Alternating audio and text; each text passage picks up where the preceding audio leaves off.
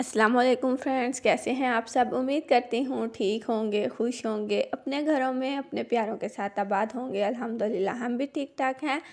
मिसबास kitchen में मैं लेकर आई हूँ आज आप लोगों के लिए ज़बरदस्त सी एक मीठे की रेसिपी। खीर है, बहुत ही डिलीशियस बनती है। किसी भी हमें इसमें खोए या फिर बर्फ़ी वगैरह की ज़रूरत नहीं पड़ेगी। तो वीडियो को स्टार्ट करते हैं। बिस्मिल्लाहिर्रहमानिर्रहीम। सबसे पहले मैंने जो है ना देगची में तकरीबन 1.5 लीटर ये ना दूध था, बॉयल हुआ था रेडी। तो इसे मैंने फ्रिज में रख दिया था। अब इसे एक दफ़ा फिर बॉयल आने का वेट करेंगे। जैसे ही दूध में बॉयल आएगा तो इसमें मैंने ना ये चावल जो हैं वो ऐड कर दिए। ये चावल हैं तकरीबन 4 टेबल स्पून खाने जो होते हैं ना वो भिगो दिए थे मैंने तकरीबन 15-20 मिनट पहले। अच्छे से इन्हें धोया भी था। दूध में शामिल करेंगे और अच्छे से मिक्स कर देंगे।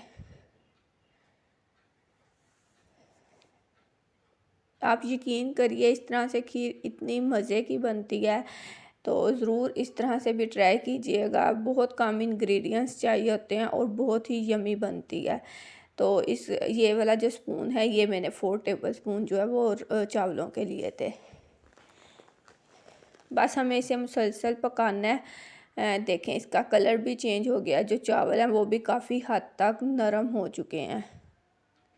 दूध भी आप देख रहे हैं काफ़ी हद तक रिड्यूस हो चुका है।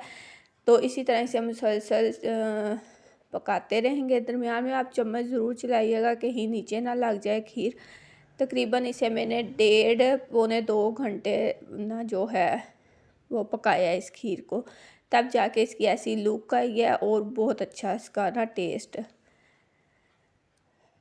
अब मैं इसमें शामिल करूँगी 2 जो इलायची हैं, सब्ज़ इलायची ये वाली।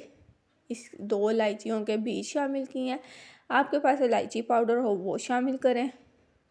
चीनी अपने टेस्ट के अकॉर्डिंग आप शामिल कर सकते हैं। मैंने पहले जो है 4 टेबल स्पून ऐड की थी, लेकिन फिर मैंने टेस्ट की तो मुझे कम लगी, तो मैंने थोड़ी सी मज़ीद ऐड कर ली थी। वीडियो पसंद आए, रेसिपीज़ अच्छी लगे तो लाइक कर दिया करें। चैनल को भी ज्वाइन किया तो काइंडली सब्सक्राइब करने के साथ बेल आइकॉन को भी प्रेस करें। शेयर भी किया करें वीडियो को ज़्यादा से ज़्यादा। तो ज़बरदस्त सी हमारी खीर जो है वो ऑलमोस्ट तैयार होने वाली है। जब ये बिल्कुल इस तरह से हो जाए, इसमें थिकनेस आने लगे, तो इससे आपने बिल्कुल भी चम्मच चलाना छोड़ना नहीं है, वरना ये नीचे लग जाएगी। तो ये देखें जब ऐसे बबल्स से आने लगे तो समझें खीर जो है वो हमारी एकदम रेडी हो गई है। इसे आपने हल्की आंच पे बनाना है, बहुत ही मज़े की बनती है। बस जैसे ही इस तरह बबल आना शुरू हो तो चूल्हा हम बंद कर देंगे और कुछ ड्राई फ्रूट भी ऐड कर दूँगी अब मैं इसमें। और कुछ ड्राई फ्रूट जो हैं वो फिर इसे जब बाउल में निकालेंगे सर्विंग बाउल में तो उस ऊपर से डेकोर कर दूँगी। तो कुछ ऐड करने के बाद इसे रूम टेम्परेचर पे ठंडा करूँगी खीर को। आपने देखिए ये रूम टेम्परेचर में मैंने इसे ठंडा कर लिया। अब मैं इसे सर्विंग बाउल में निकालूँगी और इसे अच्छे से चिल करके खाएं, बहुत ही मज़ा आएगा आप लोगों को। आई होप कि रेसिपी अच्छी लगी होगी।